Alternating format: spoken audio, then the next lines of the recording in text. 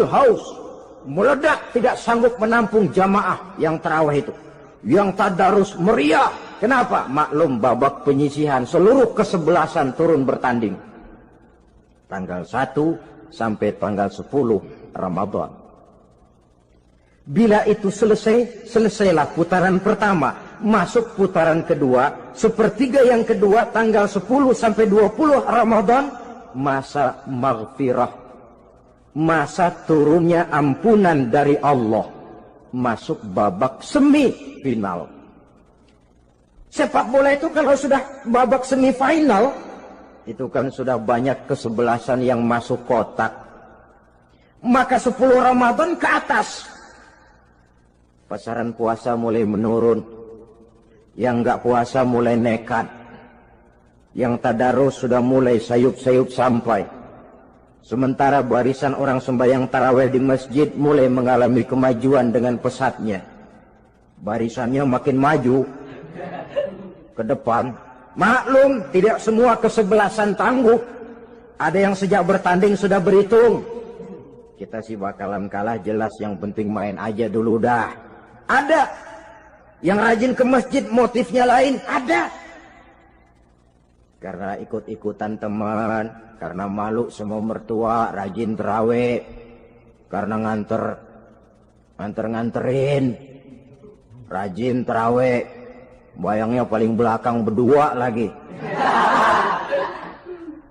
Malah ngeledek begitu imam waladolin, dia di belakang nyaut asik.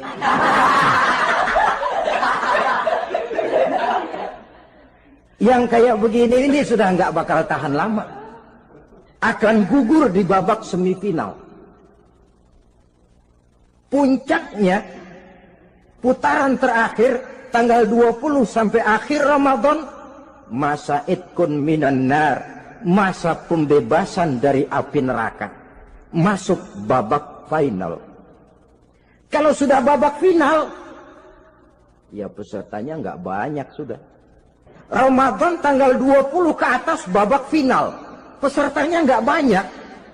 Sebab apa? 20 Ramadan ke atas pikiran orang sudah bercabang itu. Yang punya kampung sudah siap-siap mau pulang mudik. Lebaran di buah kampung. Puasa kayak enggak, yang penting pokoknya lebaran.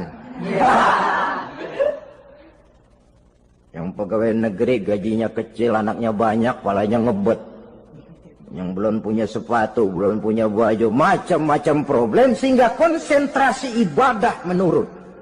Padahal Nabi sangat menganjurkan tingkatkan ibadah, la siyama fi ashril awakhir, lebih-lebih pada hari 10 yang akhir, tanggal 20 sampai akhir Ramadan. Di situ dianjurkan memperbanyak ibadah, i'tikaf, tarawih, tadarus Quran, bersedekah, amalan-amalan sunnah yang sangat dianjurkan di bulan suci Ramadan ini. Nah, mereka yang keluar sebagai finalis Ramadan, Allah Subhanahu wa ta'ala berkenan memberikan piagam penghargaan. Di atas piagam itu tertulis dengan nyata, ghufira lahu ma taqaddama min zambihi. Pemegang piagam ini dinyatakan keluar sebagai finalis Ramadan. Kepadanya diberikan penghargaan dengan jaminan ampun terhadap seluruh dosa yang pernah dia kerjakan.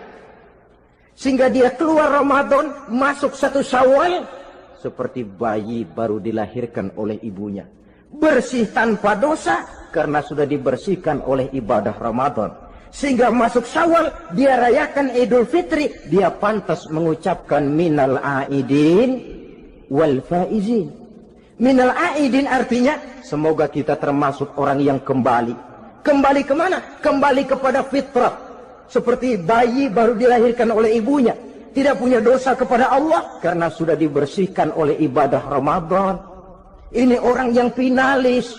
Puasanya betul, tarawihnya betul, pantas mengucapkan minal aidin. Dan kalau tarawih cuma 2 malam, puasa 3 hari. Lebaran paling rajin, mas minal aidin ya, minal aidin. Nggak tahu diri lo. Minal aidin dari mana? Saudara hadirin, Dosa kepada Allah bersih oleh ibadah Ramadan.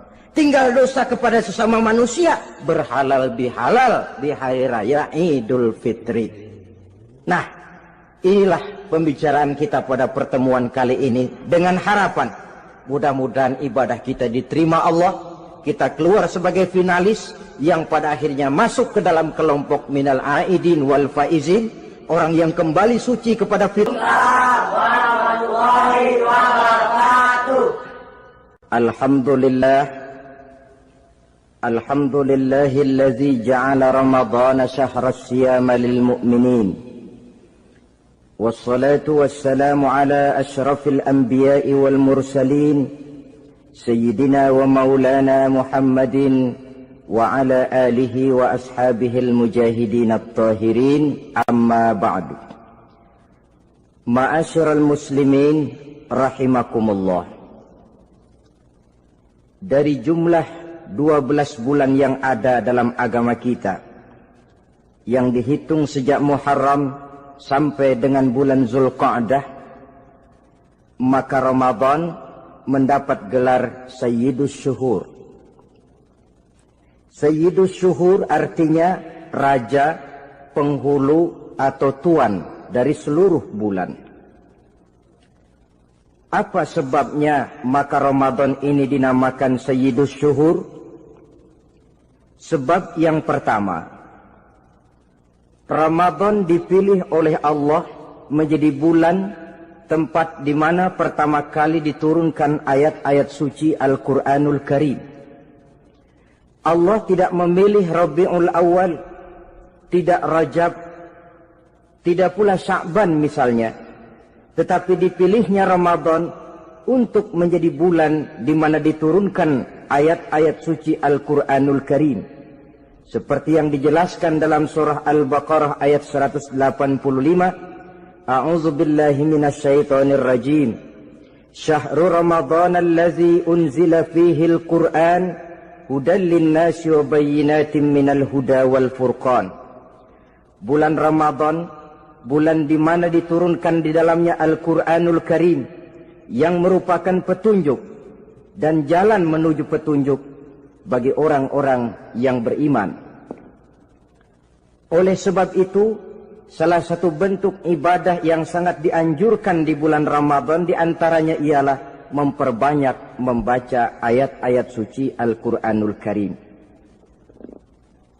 Yang kedua, Ramadan disebut Sayyidus Syuhur karena di dalamnya ada satu malam yang bobotnya khairun min alfi syahr. Satu malam tetapi lebih baik daripada 1000 bulan. Itu dinamakan dengan Lailatul Qadar. 1000 bulan kira-kira 83 tahun. Nilai ibadah di malam itu lebih baik daripada nilai ibadah 83 tahun. Padahal umur orang sekarang kan jarang yang sampai 83 tahun. Bagaimana ini harus kita pahami?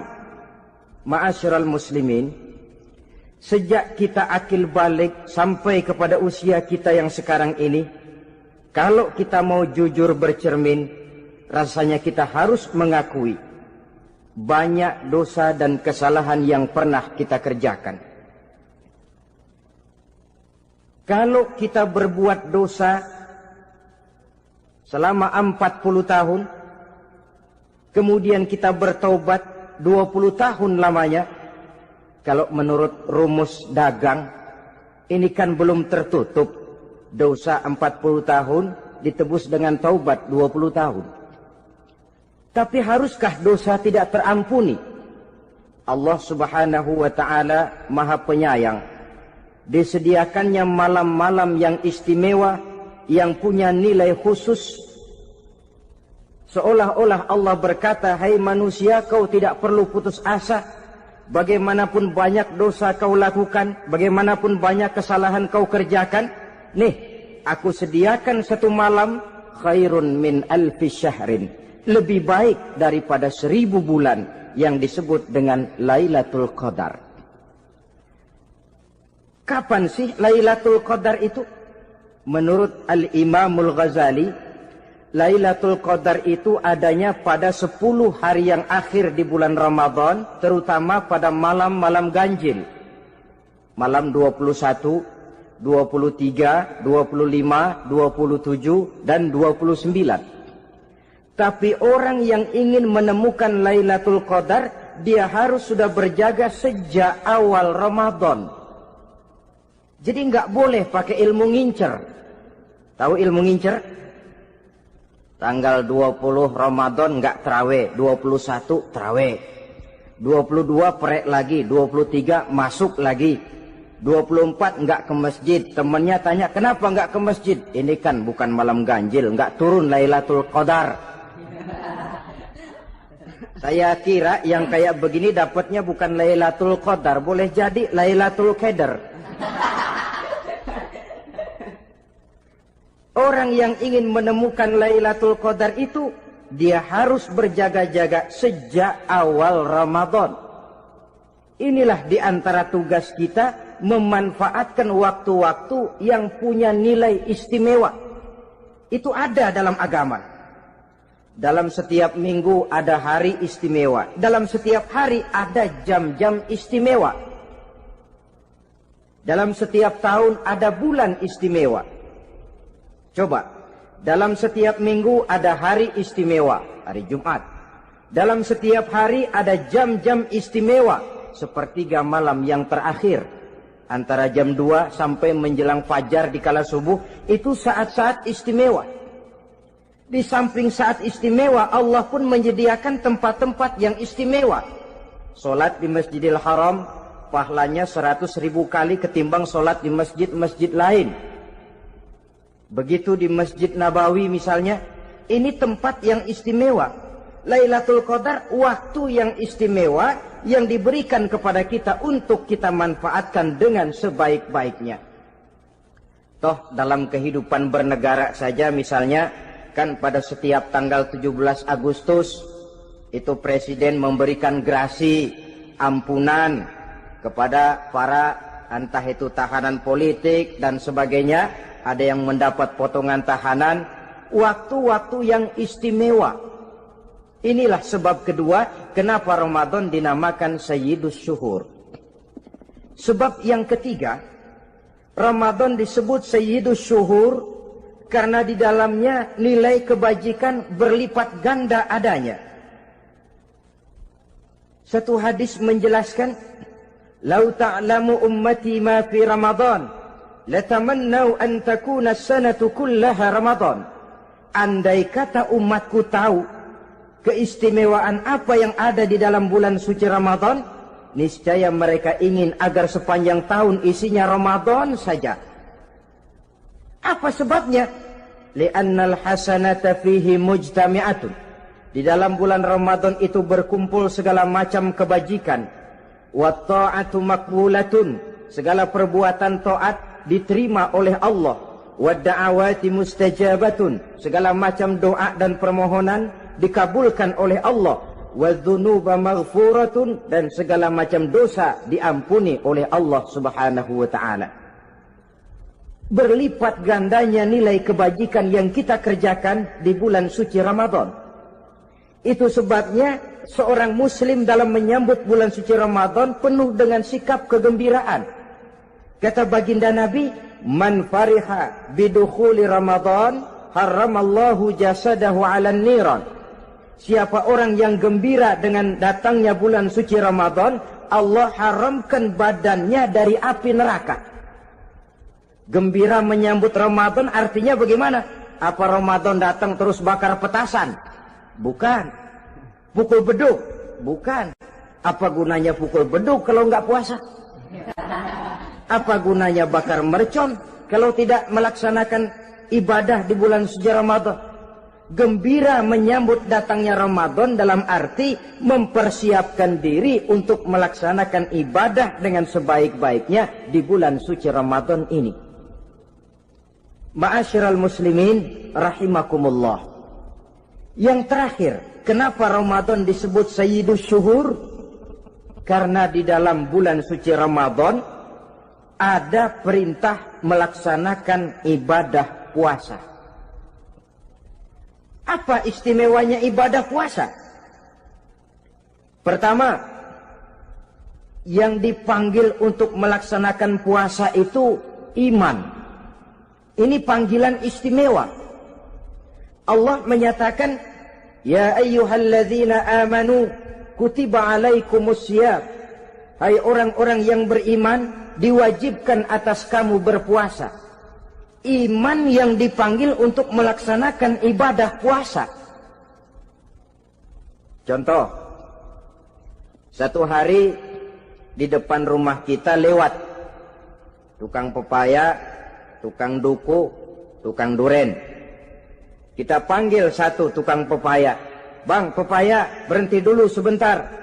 Kira-kira yang merasa tukang pepaya berhenti enggak? Berhenti.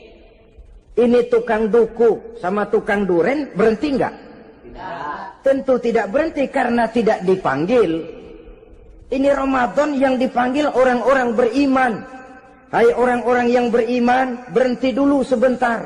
Berhenti apa? Berhenti makan di waktu siang, berhenti minum di waktu siang. Yang merasa beriman, berhenti. Yang tidak beriman, langsung. Biar Ramadan siang-siang makan jalan terus, ngerokok, ngelepus terus. Kenapa? Tidak beriman, tidak merasa terpanggil oleh ayat tadi. Sekarang tukang pepaya lewat di depan rumah. Kita panggil, "Bang, pepaya, berhenti dulu." Dia dengar tapi nggak mau berhenti. Apa kita bilang? "Kang pepaya budak." Dipanggil nggak mau berhenti. Ini ada orang ngaku beriman kepada Allah. Ramadan dipanggil, disuruh berhenti makan siang, nggak berhenti juga. Mukmin budak. Disuruh berhenti minum di waktu siang, nggak berhenti juga. Mukmin budak. Ini istimewanya puasa. Panggilan difokuskan kepada iman. Hai orang-orang yang beriman. Allah tidak bilang hai orang-orang yang sudah masuk Islam. Tidak. Ya ayyuhallazina aslamu. Tidak. Ya ayyuhallazina amanu yang dipanggil. Hai orang-orang yang beriman. Nilai nurani yang paling dalam itu yang dipanggil melaksanakan ibadah puasa. Lalu orang beriman yang bagaimana yang wajib puasa? Pertama, dia sudah balik. Yang kedua, berakal sehat. Yang ketiga, dia mampu berpuasa. Orang beriman macam ini balik, berakal sehat, mampu melaksanakan puasa. Kalau cukup syarat ini, dia wajib puasa. Kurang syarat, tidak wajib puasa. Jadi kalau di bulan Ramadan ada teman kita tidak puasa, jangan heran barangkali syaratnya kurang. Cukup dalam hati saja, ini orang kurang syarat. Makanya nggak puasa. Pak, itu teman saya kok nggak puasa? Nggak puasa, nggak puasa. Dia bukan orang beriman kali ah. Orang yang tidak beriman itu tidak wajib puasa. Beriman kok Pak? Iman, tapi nggak puasa. Nggak puasa. Belum balik kali ah. Belum balik, cuma badan doang gede. Bongsor kali itu. Belum balik. Sudah kok Pak, sudah balik. Sudah balik, sudah. Tapi nggak puasa. Enggak. Gila kali dia ah. Gila kali, sebab orang yang tidak berakal itu tidak wajib puasa. Waras Pak, dia tidak gila. Tidak gila, tidak. Barangkali dia tidak mampu melaksanakan puasa karena terkena uzur syar'i. Ini keistimewaan puasa yang pertama yang dipanggil melaksanakannya iman. Keistimewaan yang kedua, oleh karena yang dipanggil iman, maka puasa dinamakan ibadah sirriyah. Ibadah rahasia. Kalau kita sembahyang, orang lihat kan? Lihat enggak? Lihat. Kita bayar zakat, orang tahu. Kita pergi haji, apalagi pergi haji, sekampung nganterin. Tapi kita puasa atau tidak puasa, yang tahu kan cuma kita dan Allah saja. Pura-pura sedekah, nggak bisa. Pura-pura sholat, ketahuan. Gerakannya mesti canggung. Pura-pura pergi haji, kemana perginya? Tapi pura-pura puasa, gampang. Namanya ibadah sirriyah. Bulan puasa jam 8 pagi makan. Keluar rumah bibir lap yang kering. Jalan lemesin dikit. Ada angin belaga miring. Temennya tanya, "Lu lemes amat, gue lagi puasa nih." Orang lain bisa dibohongi. Sebab puasa memang merupakan ibadah sirriyah yang tahu cuma kita dan Allah saja. Karena dia ibadah rahasia, puasa ini sulit terkena penyakit riya. Ibadah yang lain karena kelihatan orang, gampang kena penyakit riya, to show only. Sholat, karena kelihatan orang, gampang kena penyakit riya. Karena saya jadi imam, misalnya, di belakang saya lihat ada mertua, wah, saya bikinlah sembahyang saya mantap-mantap. Pakai serban, pakai siwak. Bahasanya saya paseh-pasehin. Kayak orang 16 tahun di Mekah. Wah, usolli, warwal, maghribi, salasa raka'atin. Allahu Akbar. Surahnya saya cari yang panjang-panjang. Paling pendek sabbihis sama wadduha. Akibat apa itu? Riya, di belakang ada calon mertua. Tapi kalau sholat sendirian dalam kamar, boro-boro pakai serban dan siwak, kadang-kadang kaos kutang saja cukup. Surahnya jangan sabbihis sampai wadduha, langganannya inna a'toinakal kautsar sama qul huwallahu ahad. Karena sholat terlihat orang, mudah kena penyakit riya. Sedekah pun begitu. Mulanya niatnya cuma mau sedekah 5.000. Karena ada orang yang disedekahsegani, naik 10.000. Yang 5.000 sudah karena orang. Jadi ibadah yang lain itu mudah terkena riya, tapi juga mudah dinilai orang. Kita bisa saja bilang, itu orang sholatnya khusyuk ya. Kenapa? Kelihatan dari gerakannya. Itu orang hajinya mabrur ya. Kenapa? Kelihatan dari tingkah lakunya setelah pulang haji. Itu orang sedekahnya berani ya. Kenapa? Ketahuan dari jumlahnya.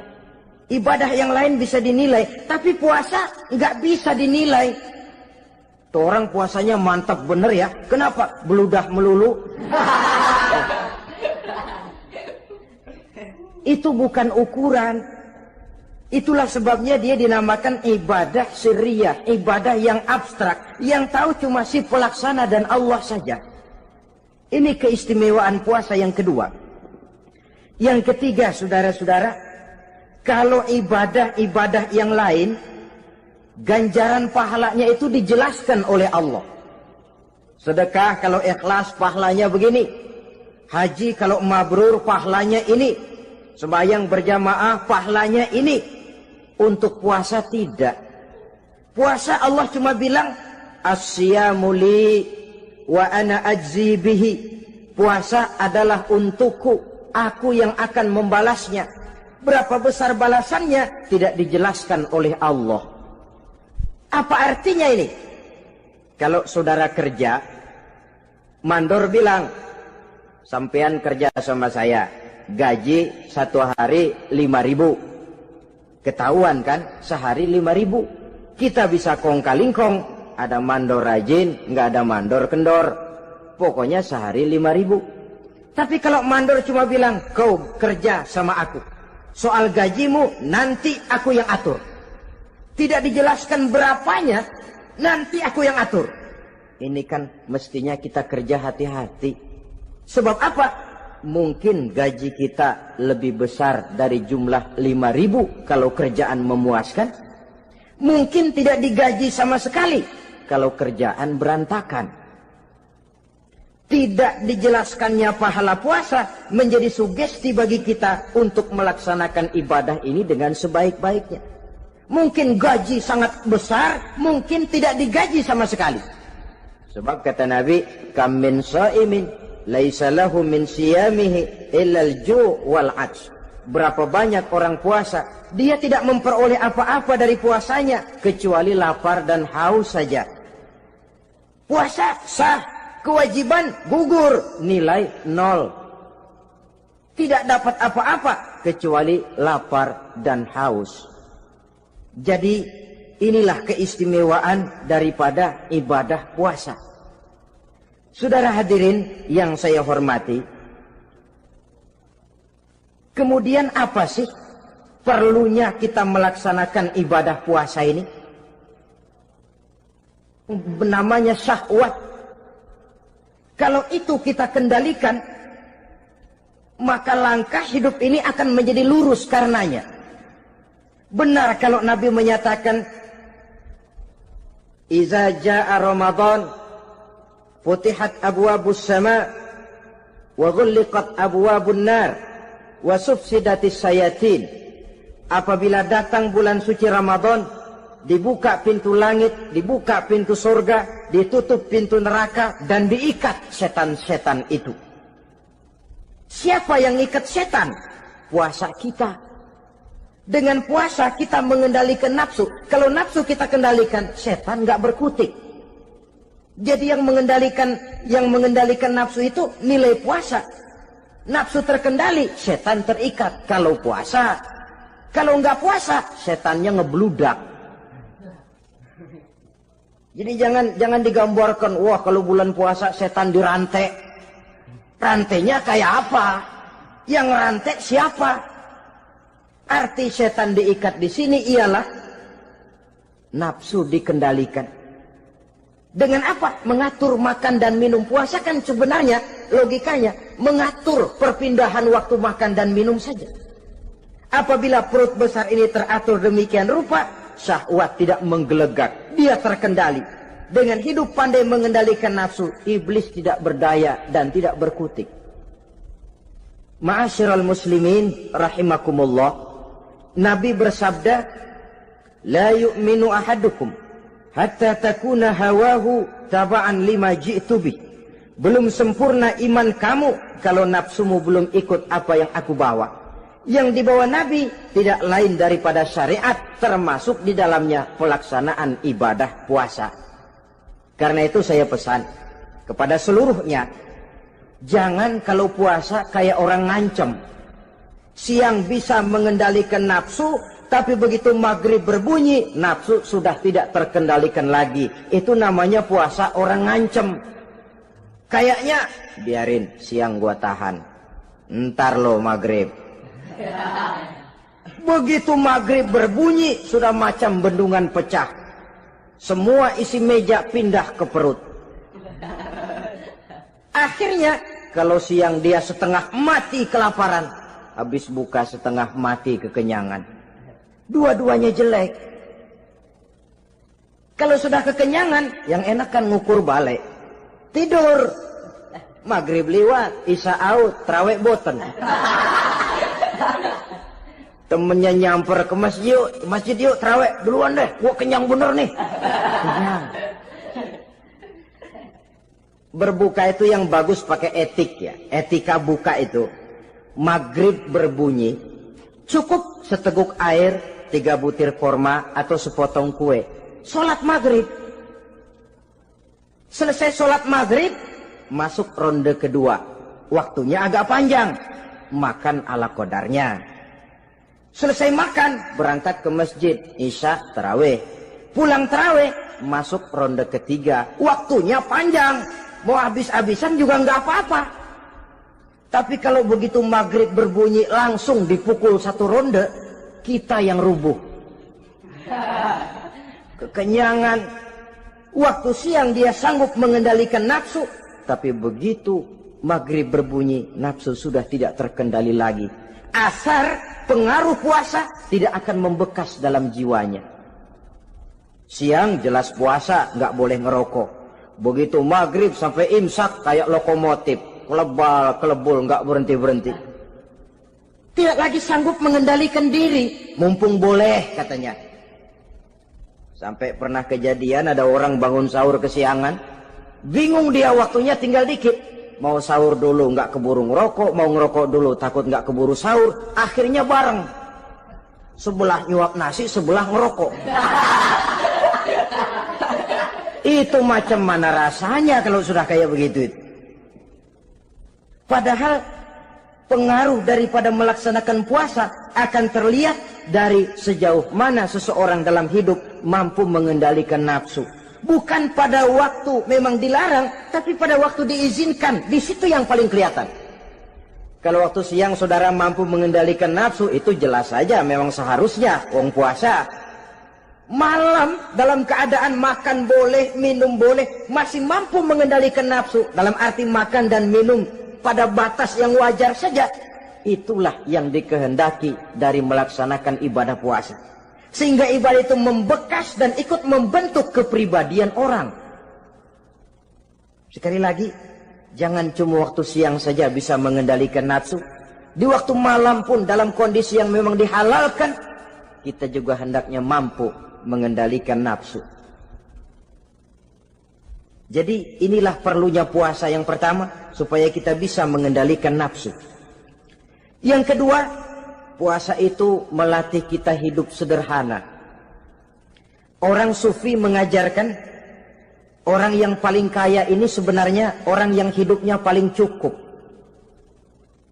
Sedangkan orang miskin adalah orang yang kebutuhannya kelewat banyak. Maka yang paling kaya, bahkan yang maha kaya, itu sebenarnya cuma Allah. Sebab apa? Dia nggak perlu apa-apa. Makin banyak keperluan kita, makin miskin kita. Coba orang puasa lihat. Kalau sudah jam 2, jam 3, itulah barangkali memang termasuk godaannya dalam melaksanakan ibadah puasa. Kalau jam 1 siang, jam 2 siang, jangankan makanan enak, nangka busuk kita lihat legit. Barangkali cobaan di dalam melaksanakan ibadah puasa. Tapi kalau sudah maghrib berbunyi, berbuka kita kena seteguk air, sepotong roti, 3 butir korma, kenyang rasanya. Kemana keinginan yang tadi begitu menggebu-gebu? Oh, bisikan nafsu rupanya itu. Makin dalam kita merenung, makin sampai kita kepada bentuk kesederhanaan di dalam hidup ini. Puasa membentuk pribadi seorang muslim untuk jauh daripada sifat tamak bin rakus alias rakah. Tamak itu berasal dari kalimat toma dalam bahasa Arab yang sifatnya sudah terukir dari hurufnya. Huruf to, tengahnya bolong. Huruf mim, tengahnya bolong. Huruf ain, mulutnya mangap, perutnya gede. Jadi orang tamak macam itulah. Apapun yang diberikan Allah tidak pernah ada cukupnya dan tidak pernah ada syukurnya. Sehingga Nabi menjelaskan, lau anna libni Adam wadiyani min zahabin labtagha lahuma thalisan wala yamla'u jawfa ibn Adam illa turab. Andai kata manusia mempunyai 2 buah ladang yang seluruhnya emas, tidak usah kepalang tanggung, ladang emas, 2 ladang semuanya ladang emas, dia tidak akan puas, dia akan mencari lagi ladang yang ketiga. Wala yamla'u jawfa ibn Adam illa turab. Mulut manusia ini memang tidak akan pernah penuh kecuali kalau sudah diisi dengan tanah. Kapan diisi dengan tanah? Kalau sudah menghadap ke arah kiblat di liang lahat, nah itu baru mulut udah nggak ngerawil, diam, tenang, kalem, diisi dengan tanah. Dengan demikian kita lihat bahwa puasa makin kita hayati, makin dekat kita kepada kesederhanaan di dalam kehidupan ini. Islam tidak melarang orang untuk kaya, untuk punya harta. Yang dilarang ialah sifat rakus, serakah, dan tamak. Karena ini akan membuat orang melakukan segala macam cara, ingkar kepada nikmat Allah, tidak pandai bersyukur, pandangan matanya selalu diarahkan ke atas. Dikala hidupnya sudah serba cukup, dia masih merasa kurang. Sebab itu dia selalu kurang. Dia sudah kaya tapi masih merasa miskin saja, maka hidupnya pun miskin terus. Saudara-saudara ma'asyiral muslimin, ini hikmah yang kedua kenapa kita perlu puasa. Yang ketiga, puasa itu melatih kita cinta kepada fakir miskin, orang-orang yang tidak mampu, yang memerlukan pertolongan. Bagaimana caranya? Dunia pendidikan berkata bahwa pendidikan akan lebih berhasil kalau bersifat audiovisual. Mengajar anak berenang, bawa ke kolam. Mengajar anak naik sepeda, berikan sepedanya. Mengajar orang cinta fakir miskin, rasakan apa yang dirasakan oleh fakir miskin. Apa itu? Lapar, haus. Kan nggak bisa ngajarin anak berenang teori saja. Ke kolam nggak pernah. Teori hafal luar kepala. Gaya dada begini, gaya 200 meter begini, gaya kupu-kupu begini, gaya bebas begini. Teori hafal ke kolam nggak pernah. Sekali terjun, gaya batu. Sudah nggak timbul-timbul lagi. Nggak bisa ngajar anak naik sepeda cuma teori saja. Sepedanya tidak pernah diberikan. Hafal teori, bab 1 pegang setang. Bab 2 dorong. Bab 3 kaki kanan naik pedal kanan. Bab 4 genjot. Hafal teori, megang sepeda nggak pernah. Begitu dikasih sepeda dia naik, habis tukang bakso. Pun mendidik orang cinta kepada fakir miskin tidak bisa cuma lewat seminar, kongres, penataran, indoktrinasi. Diadakan simposium, seminar, diskusi supaya orang cinta kepada fakir miskin, tapi yang bicara orang kenyang semua. Bagaimana hati ini mau peka? Islam itu nggak usah banyak teori lah. Rasakan saja lapar, haus, enak nggak? Kalau kau tahu lapar dan haus tidak enak, kau lapar haus cuma sebentar. Habis maghrib, laparmu hilang, hausmu hilang. Bagaimana saudara-saudaramu muslimin yang terkapar di kolong-kolong jembatan, yatim piatu yang hidup terlunta-lunta, perempuan-perempuan tua hidup miskin, anak pun banyak perlu uluran tangan, lapangan kerja sulit, persaingan hidup makin tajam, meringkuk mereka di sudut-sudut kehidupan, beratap langit, beralas bumi, tanpa tahu kapan hidup dan nasibnya akan berubah.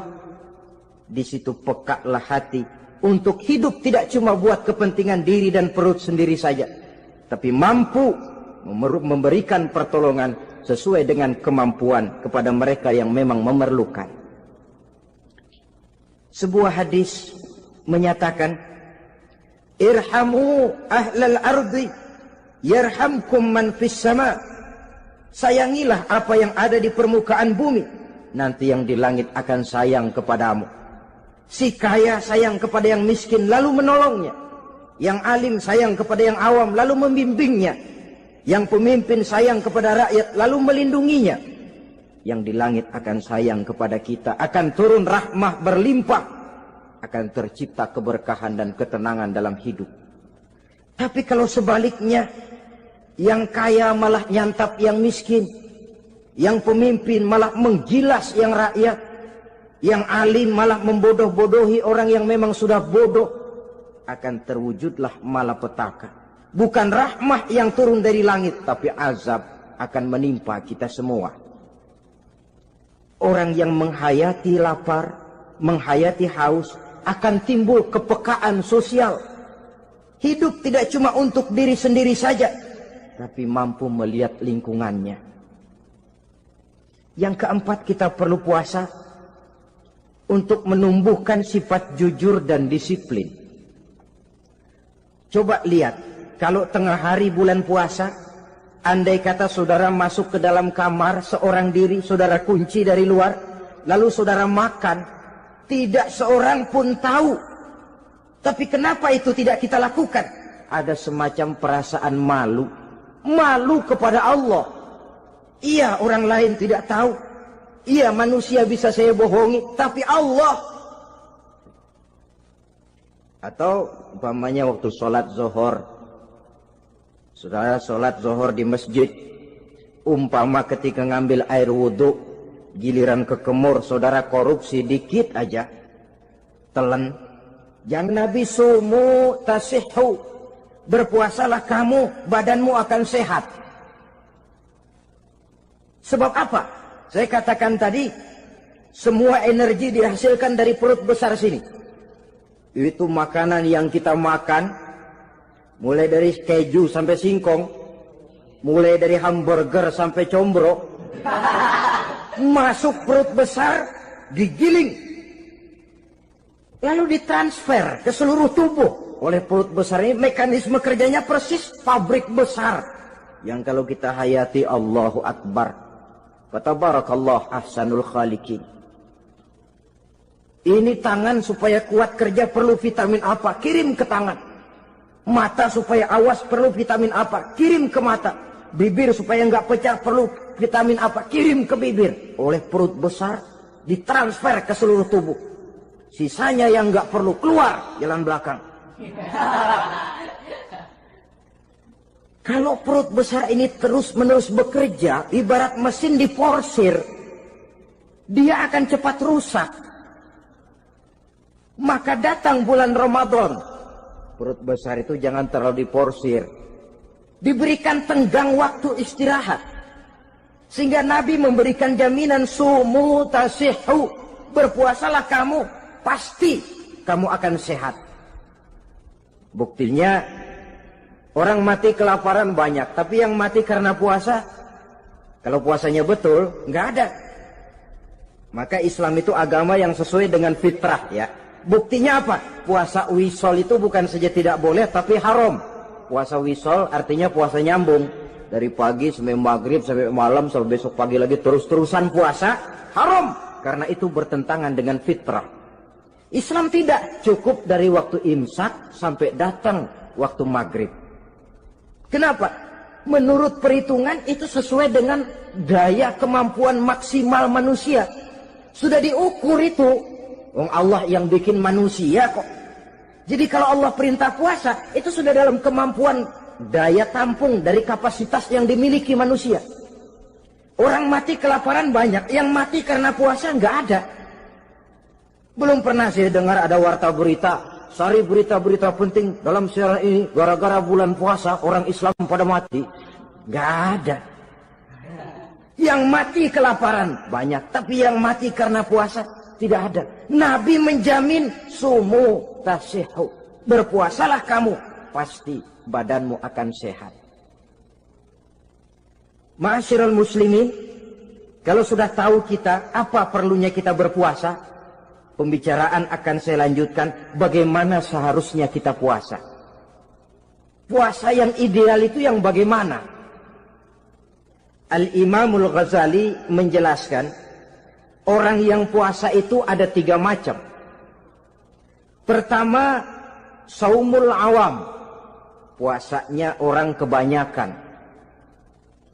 Orang macam ini merasa sudah puasa asal tidak makan, tidak minum, puasa sudah. Pokoknya tidak makan, tidak minum, itulah puasa. Ini puasanya orang awam. Matanya tidak pernah puasa, kupingnya tidak puasa, kakinya tidak puasa, tangannya tidak puasa. Ini puasa orang awam, kebanyakan. Hasilnya tidak mustahil seperti yang dikatakan Nabi tadi. Berapa banyak orang puasa tidak mendapat apa-apa dari puasanya kecuali lapar dan haus. Puasa sah, kewajiban gugur, nilai 0. Kan rugi ibadah semacam itu. Sebab jangan lupa, yang membatalkan itu kan 2. Ada yang membatalkan pahala puasa, ada yang membatalkan puasa. Bedanya apa? Kalau puasa batal, pahala jelas batal. Tapi kalau pahala yang batal, puasanya mungkin sah. Kewajibannya gugur, tapi pahala tidak ada. Kalau yang membatalkan puasa sih umumnya kita bisa jaga itu. Sebab apa? Masalahnya konkret, kelihatan. Apa yang membatalkan puasa? Misalnya makan dan minum yang disengaja walaupun sedikit, batal. Sedikit tapi sengaja tidak mengenyangkan, batal. Mamanya pentol korek yang kecil itu, sengaja telan waktu puasa, batal.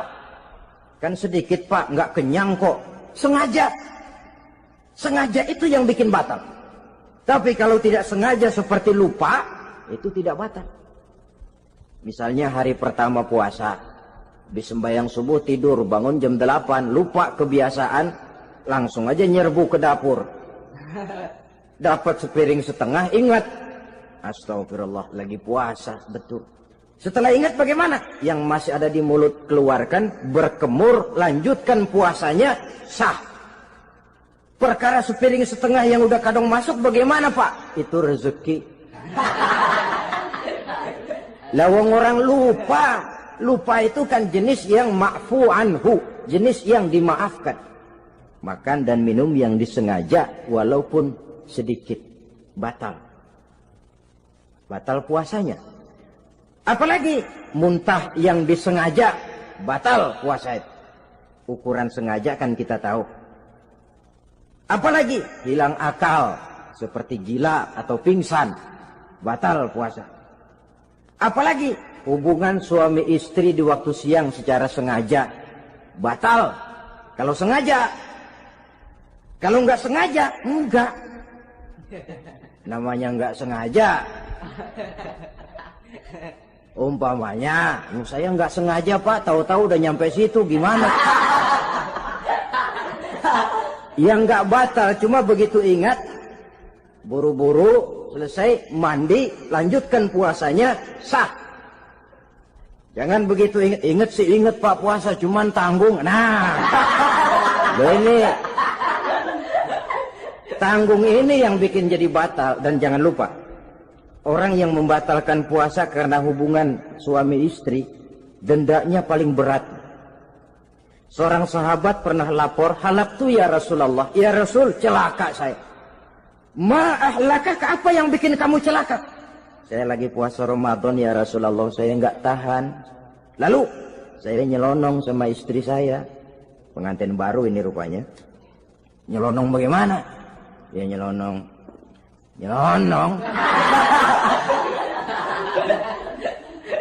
Melanggar dia, tapi jujur, lapor. Kata Rasul, ya sudah, bayar dendanya. Dendanya apa ya Rasulullah? Bebaskan budak. Aduh, saya nggak punya budak ya Rasulullah. Tidak punya? Tidak punya. Puasa 2 bulan berturut-turut. Tidak boleh diselang-seling. Syahraini mutatabi'aini. 2 bulan berturut-turut. Tidak boleh diselang-seling.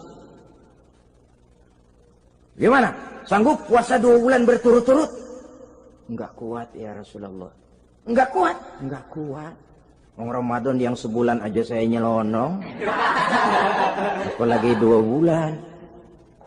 Kalau kau tidak kuat juga, beri makan 60 fakir miskin. 1 orang 1 mod. Ya Rasulullah. Apalagi? Jangan memberi makan 60 fakir miskin. Orang istri saya di rumah sehari masak, 3 hari libur. Saya orang susah ya Rasulullah. Saya pikir lagian ya orang kebangetan juga. Sudah melarat sama larangan berani. Rasul masuk ke dalam kamar, keluar kembali bawa sekeranjang kecil kurma. Kalau kau tidak punya apa-apa, bawa pulang ini. Sedekahkan kepada orang-orang miskin di kampungmu sebagai pembayar dendamu. Ya Rasulullah. Apalagi? Di kampung saya itu yang paling miskin saya. Waduh, rusak bener ini orang. Apa marah Rasul? Beliau malah senyum. Ya sudah, kalau memang yang paling miskin kamu, bawa pulang saja itu kurma, beri makan anak istrimu di rumah. Orang ini udah melanggar larangan, dapat kurma lagi. Yang kedua, watak hukum Islam itu elastis, fleksibel, tidak kaku. Tidak kalau sudah begitu ya mesti begitu, itu tidak. Yang sering kaku kan kitanya umat Islam di dalam memahami Islam. Saudara hadirin yang saya hormati, yang tidak boleh itu pun di waktu siang. Kalau malam sejak maghrib sampai sebelum imsak, pada awal perintah puasa tidak boleh. Tapi ternyata banyak juga yang nyerempet-nyerempet. Sampai Allah turunkan, uhilla lakum lailatas siyami arrafasu ila nisaikum. Dihalalkan bagi kamu pada malam puasa bergaul dengan istrimu. Jadi barangkali di antara pendengar ini ada yang pengantin baru, tolong sabarlah di waktu siang. Tunggu maghrib berbunyi. Kalau sudah maghrib habis buka, mau buka lagi juga nggak apa-apa. Terserah saja. Ini yang membatalkan puasa. Yang kita sulit mengontrol, yang membatalkan pahalanya. Apa misalnya? Ngomong-ngomongin orang. Puasa. Ngomongin orang jalan terus. Itu ya tetangga kita. Kenapa emang? Oh, anu. Kita sih bukan ngomongin orang ini. Bukan ngomongin orang katanya. Ngomongin tuyul. Anu. Bohong. Orang puasa bohong, apa puasanya batal? Tidak. Puasanya sah. Yang batal mungkin pahalanya. Saudara-saudara ma'asyiral muslimin rahimakumullah. Mata, terutama di kota-kota besar, menjaga mata ini. Kadang-kadang kita nggak pengen lihat, tapi kelihatan. Sebab itu memang yang tidak boleh ngeliatin. Kalau kelihatan, lain. Kelihatan itu kan rezeki. Orang kita nggak mau tapi kelihatan. Yang kelihatan itu sebentar. Kata Imam Ali, nazaratul ula laka wa tsaniyatu alaika. Pandangan pertama untukmu, yang kedua atasmu. Jadi begitu kelihatan, ya sudah. Jangan kelihatan tapi manteng aja nggak mau. Ya ini mantengnya ini yang jadi urusan. Saudara hadirin yang saya hormati, dengan kata lain, berusahalah kita untuk puasa zahir batin. Itu yang pertama tadi. Puasa tingkatnya orang saumul awam disebut. Tingkat yang kedua, saumul khawas. Puasanya orang khusus. Bagaimana ini? Di samping tidak makan dan tidak minum, panca inderanya sudah ikut puasa. Matanya puasa. Kupingnya puasa. Asal ada diajak ngomong-ngomongin orang, maaf ya, kuping saya lagi puasa. Kakinya puasa, diajak jalan ke tempat yang tidak baik, dia bilang, maaf saja, kaki saya lagi puasa. Diajak nyolong, maaf, tangan saya lagi puasa. Tidak cuma sekedar tidak makan dan tidak minum, panca inderanya sudah ikut puasa.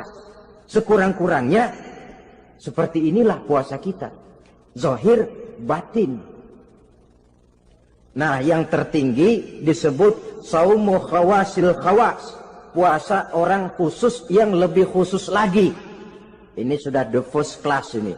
Puasanya orang fit. Bagaimana puasanya orang ini? Di samping tidak makan dan tidak minum, puasa panca inderanya, hatinya juga sudah ikut puasa dari seluruh keinginan yang selain Allah. Wah, ini kelas tinggi. Orang yang puasa macam ini, andai kata jam 3 sore dia berpikir, ntar sore buka pakai apa ya? Dia menganggap batal pahalanya. Kenapa? Masih mikirin makanan. Kalau kita kan bukan cuma mikirin, ngancem. Waduh, jam 5 di meja udah bederek es kopior, kelapa muda, cendol. Apa yang mau diminum lebih dulu? Tingkat yang tertinggi ini, hatinya juga puasa dari semua keinginan yang selain Allah. Idealnya sekurang-kurangnya kita puasa zahir batin. Zahirnya menahan diri dari yang membatalkan puasa, batinnya mencegah diri dari yang membatalkan pahala puasa kita itu. Ma'asyiral muslimin rahimakumullah. Terakhir, Rasulullah sallallahu alaihi wasallam membagi bulan Ramadan itu menjadi 3 bagian. Sepertiga yang pertama, tanggal 1 sampai 10 Ramadan, masa turunnya rahmah. Turunnya kasih sayang Allah. Kalau istilah sepak bola, tanggal 1 sampai 10 Ramadan ini disebut babak semifinal. Babak penyisihan. Sepak bola itu kalau baru tingkat babak penyisihan, pesertanya banyak. Seluruh kesebelasan turun bertanding. Babak penyisihan. Ramadan tanggal 1 sampai 10, babak penyisihan. Putaran pertama. Pasaran puasa rame. Masjid musola full house, meledak, tidak sanggup menampung jamaah yang tarawih itu. Yang tadarus meriah. Kenapa? Maklum babak penyisihan, seluruh kesebelasan turun bertanding. Tanggal 1 sampai tanggal 10 Ramadan.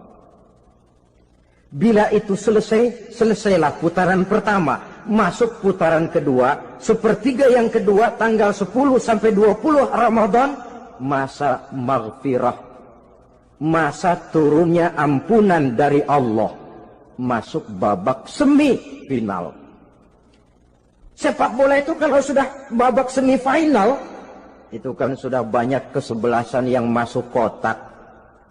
Maka 10 Ramadan ke atas, pasaran puasa mulai menurun. Yang enggak puasa mulai nekat. Yang tadarus sudah mulai sayup-sayup sampai. Sementara barisan orang sembahyang tarawih di masjid mulai mengalami kemajuan dengan pesatnya.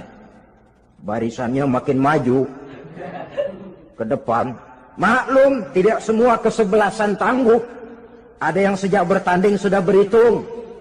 Kita sih bakalan kalah jelas, yang penting main aja dulu dah. Ada yang rajin ke masjid, motifnya lain, ada. Karena ikut-ikutan teman, karena malu sama mertua, rajin terawih. Karena nganterin, rajin terawih. Bayangnya paling belakang berdua lagi. Malah ngeledek begitu imam waladolin, dia di belakang nyaut asik.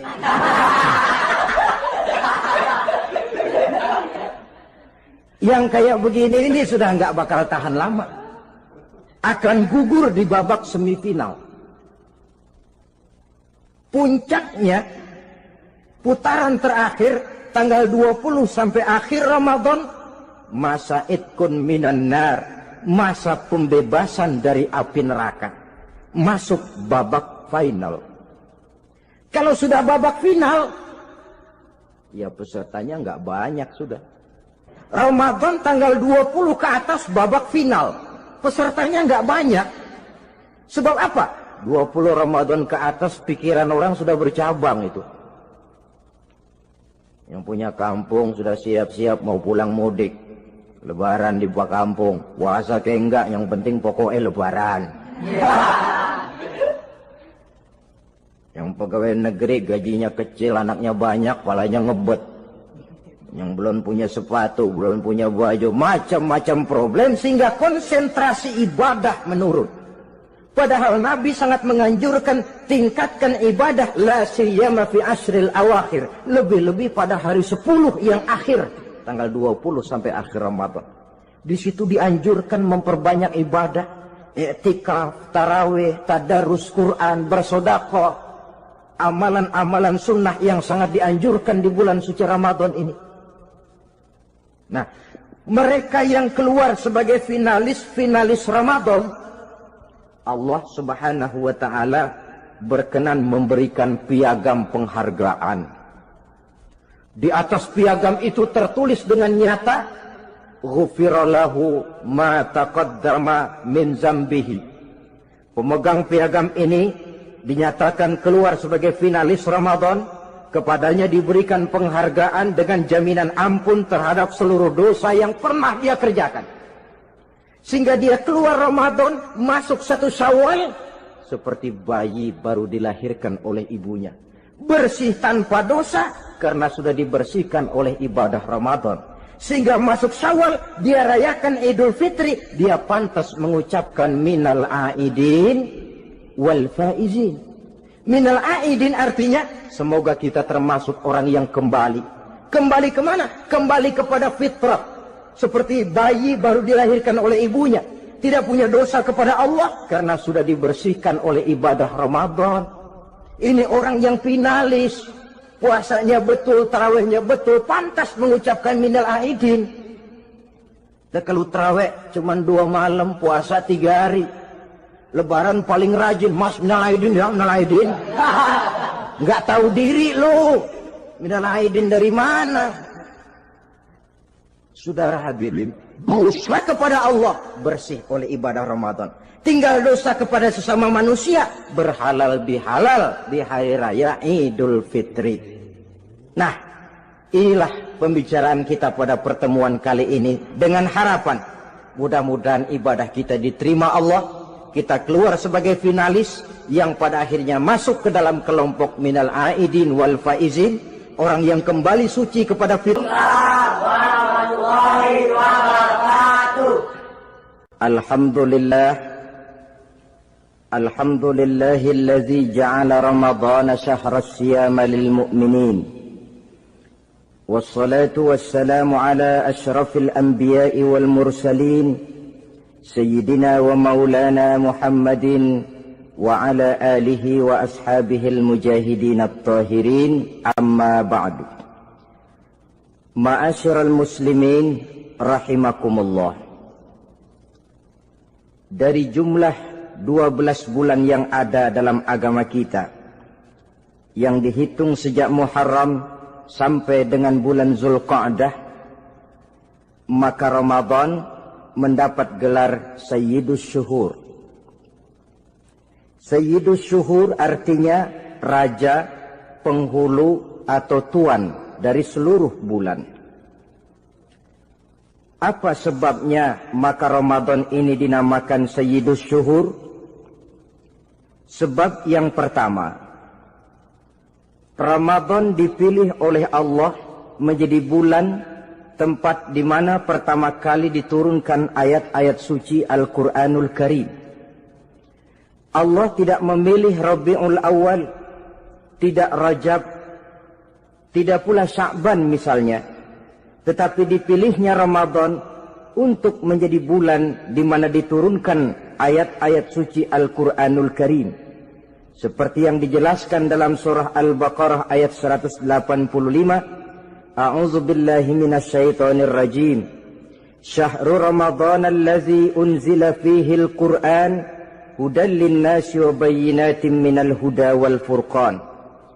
Bulan Ramadan, bulan di mana diturunkan di dalamnya Al-Qur'anul Karim yang merupakan petunjuk dan jalan menuju petunjuk bagi orang-orang yang beriman. Oleh sebab itu, salah satu bentuk ibadah yang sangat dianjurkan di bulan Ramadan diantaranya ialah memperbanyak membaca ayat-ayat suci Al-Quranul Karim. Yang kedua, Ramadan disebut Sayyidus Syuhur karena di dalamnya ada satu malam yang bobotnya khairun min alfi syahr. Satu malam tetapi lebih baik daripada 1000 bulan. Itu dinamakan dengan Lailatul Qadar. 1000 bulan kira-kira 83 tahun. Nilai ibadah di malam itu lebih baik daripada nilai ibadah 83 tahun. Padahal umur orang sekarang kan jarang yang sampai 83 tahun. Bagaimana ini harus kita pahami? Ma'asyiral muslimin, sejak kita akil balik sampai kepada usia kita yang sekarang ini, kalau kita mau jujur bercermin, rasanya kita harus mengakui banyak dosa dan kesalahan yang pernah kita kerjakan. Kalau kita berbuat dosa selama 40 tahun, kemudian kita bertaubat 20 tahun lamanya, kalau menurut rumus dagang, ini kan belum tertutup. Dosa 40 tahun ditebus dengan taubat 20 tahun. Tapi haruskah dosa tidak terampuni? Allah Subhanahu wa ta'ala Maha Penyayang. Disediakannya malam-malam yang istimewa, yang punya nilai khusus. Seolah-olah Allah berkata, hai manusia, kau tidak perlu putus asa. Bagaimanapun banyak dosa kau lakukan, bagaimanapun banyak kesalahan kau kerjakan, nih, aku sediakan satu malam khairun min alfi syahrin, lebih baik daripada 1000 bulan yang disebut dengan Lailatul Qadar. Kapan sih Lailatul Qadar itu? menurut Al-Imamul Ghazali, Lailatul Qadar itu adanya pada 10 hari yang akhir di bulan Ramadan, terutama pada malam-malam ganjil. Malam 21, 23, 25, 27, dan 29. Tapi orang yang ingin menemukan Lailatul Qadar, dia harus sudah berjaga sejak awal Ramadan. Jadi nggak boleh pakai ilmu ngincer. Tahu ilmu ngincer? Tanggal 20 Ramadan nggak terawih, 21 terawih, 22 perek lagi, 23 masuk lagi, 24 nggak ke masjid. Temennya tanya, kenapa nggak ke masjid? Ini kan bukan malam ganjil, nggak turun Lailatul Qadar. Saya kira yang kayak begini dapatnya bukan Lailatul Qadar, boleh jadi Lailatul Qadar.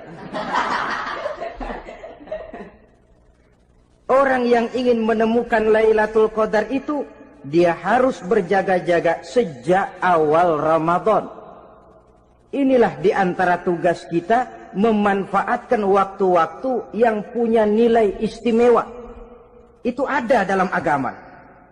Dalam setiap minggu ada hari istimewa. Dalam setiap hari ada jam-jam istimewa. Dalam setiap tahun ada bulan istimewa. Coba, dalam setiap minggu ada hari istimewa, hari Jumat. Dalam setiap hari ada jam-jam istimewa, sepertiga malam yang terakhir. Antara jam 2 sampai menjelang fajar di kala subuh, itu saat-saat istimewa. Di samping saat istimewa, Allah pun menyediakan tempat-tempat yang istimewa. Solat di Masjidil Haram, pahalanya 100.000 kali ketimbang solat di masjid-masjid lain. Begitu di Masjid Nabawi misalnya, ini tempat yang istimewa. Lailatul Qadar waktu yang istimewa yang diberikan kepada kita untuk kita manfaatkan dengan sebaik-baiknya. Toh dalam kehidupan bernegara saja misalnya, kan pada setiap tanggal 17 Agustus itu presiden memberikan grasi ampunan kepada para entah itu tahanan politik dan sebagainya. Ada yang mendapat potongan tahanan, waktu-waktu yang istimewa. Inilah sebab kedua kenapa Ramadan dinamakan Sayyidus Syuhur. Sebab yang ketiga, Ramadan disebut Sayyidus Syuhur karena di dalamnya nilai kebajikan berlipat ganda adanya. Satu hadis menjelaskan, "Lau ta'lamu ummati ma fi Ramadan, latamannau an takuna as-sanatu kullaha Ramadan."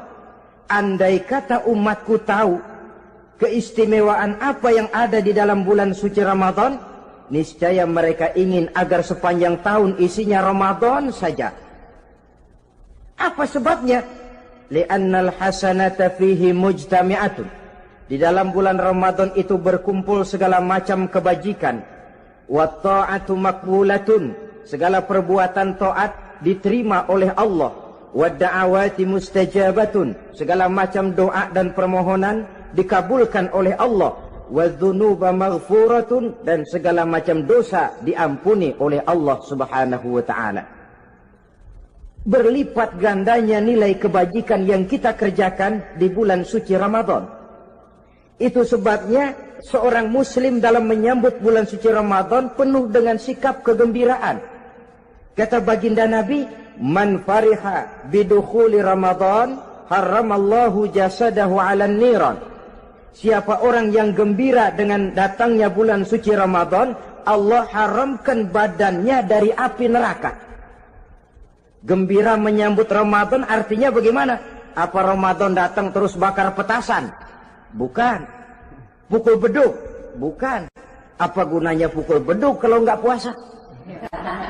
Apa gunanya bakar mercon kalau tidak melaksanakan ibadah di bulan suci Ramadan? Gembira menyambut datangnya Ramadan dalam arti mempersiapkan diri untuk melaksanakan ibadah dengan sebaik-baiknya di bulan suci Ramadan ini. Ma'asyiral muslimin rahimakumullah. Yang terakhir, kenapa Ramadan disebut Sayyidus Syuhur? Karena di dalam bulan suci Ramadan ada perintah melaksanakan ibadah puasa. Apa istimewanya ibadah puasa? Pertama, yang dipanggil untuk melaksanakan puasa itu iman. Ini panggilan istimewa. Allah menyatakan, ya ayyuhalladzina amanu kutiba alaikumusiyam. Hai orang-orang yang beriman, diwajibkan atas kamu berpuasa. Iman yang dipanggil untuk melaksanakan ibadah puasa. Contoh, satu hari di depan rumah kita lewat tukang pepaya, tukang duku, tukang duren. Kita panggil satu tukang pepaya, "Bang, pepaya, berhenti dulu sebentar." Kira-kira yang merasa tukang pepaya berhenti enggak? Berhenti. Ini tukang duku sama tukang duren berhenti enggak? Tidak. Tentu tidak berhenti karena tidak dipanggil. Ini Ramadan yang dipanggil orang-orang beriman. Hai orang-orang yang beriman, berhenti dulu sebentar. Berhenti apa? Berhenti makan di waktu siang, berhenti minum di waktu siang. Yang merasa beriman, berhenti. Yang tidak beriman, langsung. Biar Ramadan siang-siang makan jalan terus, ngerokok, ngelepus terus. Kenapa? Tidak beriman, tidak merasa terpanggil oleh ayat tadi. Sekarang tukang pepaya lewat di depan rumah. Kita panggil, "Bang, pepaya, berhenti dulu." Dia dengar tapi nggak mau berhenti. Apa kita bilang? Kang pepaya budak. Dipanggil nggak mau berhenti. Ini ada orang ngaku beriman kepada Allah. Ramadan dipanggil, disuruh berhenti makan siang, nggak berhenti juga. Mukmin budak. Disuruh berhenti minum di waktu siang, nggak berhenti juga. Mukmin budak. Ini istimewanya puasa. Panggilan difokuskan kepada iman. Hai orang-orang yang beriman. Allah tidak bilang hai orang-orang yang sudah masuk Islam. Tidak. Ya ayyuhallazina aslamu. Tidak. Ya ayyuhallazina amanu yang dipanggil. Hai orang-orang yang beriman. Nilai nurani yang paling dalam itu yang dipanggil melaksanakan ibadah puasa. Lalu orang beriman yang bagaimana yang wajib puasa? Pertama, dia sudah balik. Yang kedua, berakal sehat. Yang ketiga, dia mampu berpuasa. Orang beriman macam ini, balik, berakal sehat, mampu melaksanakan puasa. Kalau cukup syarat ini, dia wajib puasa. Kurang syarat, tidak wajib puasa. Jadi kalau di bulan Ramadan ada teman kita tidak puasa, jangan heran barangkali syaratnya kurang. Cukup dalam hati saja, ini orang kurang syarat. Makanya nggak puasa. Pak, itu teman saya kok nggak puasa? Nggak puasa, nggak puasa. Dia bukan orang beriman kali ah. Orang yang tidak beriman itu tidak wajib puasa. Beriman kok Pak? Iman, tapi nggak puasa, nggak puasa. Belum balik kali ah. Belum balik, cuma badan doang gede. Bongsor kali itu. Belum balik. Sudah kok Pak, sudah balik, sudah. Tapi nggak puasa, enggak. Gila kali dia ah. Gila kali, sebab orang yang tidak berakal itu tidak wajib puasa. Waras Pak, dia tidak gila, tidak. Barangkali dia tidak mampu melaksanakan puasa karena terkena uzur syar'i. Ini keistimewaan puasa yang pertama yang dipanggil melaksanakannya iman. Keistimewaan yang kedua, oleh karena yang dipanggil iman, maka puasa dinamakan ibadah sirriyah. Ibadah rahasia. Kalau kita sembahyang, orang lihat kan? Lihat enggak? Lihat. Kita bayar zakat, orang tahu. Kita pergi haji, apalagi pergi haji, sekampung nganterin. Tapi kita puasa atau tidak puasa, yang tahu kan cuma kita dan Allah saja. Pura-pura sedekah, nggak bisa. Pura-pura sholat, ketahuan. Gerakannya mesti canggung. Pura-pura pergi haji, kemana perginya? Tapi pura-pura puasa, gampang.